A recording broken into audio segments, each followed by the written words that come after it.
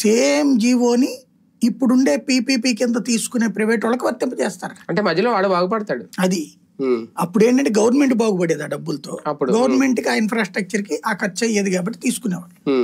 ఇక్కడ అట్లా కాదే, ప్రైవేట్ వాడైతే వాడు దీంతో పాటు డొనేషన్ కూడా తింటాడే కామన్ గా. అది ఎంత దోపిడీకి గురవుతారు. కానీ ఒకటిసారి ఇక్కడ అర్థం కానిది ఏంటంటే, గతంలో జగన్ ప్రభుత్వం ఉన్నంతసేపు ఇలాంటి ఇష్యూస్ రాలేదు. ఎందుకంటే అప్పుడు మనమే అనుకున్నాం కేంద్రం జిల్లాకు ఒక మెడికల్ కాలేజ్ ఇస్తుంది, ఈయన ఒక పార్లమెంట్ నియోజకవర్గాన్ని ఒక జిల్లా చేస్తున్నారు అన్నారు. ఈయన కూడా అనుకున్నట్టుగానే కొన్ని వేలు చెప్పినట్టు కొన్ని 8 కాలేజీలు మొదలు పెట్టారు. అప్పుడు ఇలాంటి ఇష్యూ ఎక్కడా రాలేదు. ప్రతిపక్షం మెడికల్ కాలేజీల గురించి పోరాటాలు ఉద్యమాలు చేయాల్సిన అవసరం కూడా రాలేదు.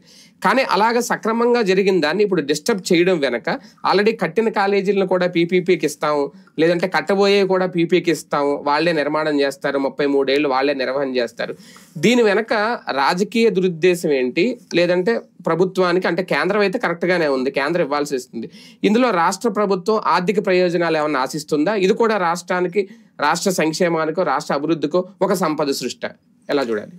ఇప్పుడు ఒక ప్రైవేట్ కళాశాలలో లంసమ్ అమౌంట్ వస్తుంది, అది ప్రైవేట్ వాడికి వస్తుంది, అది ఇందులో వీడు వాటా కోరుకుంటుంటారు.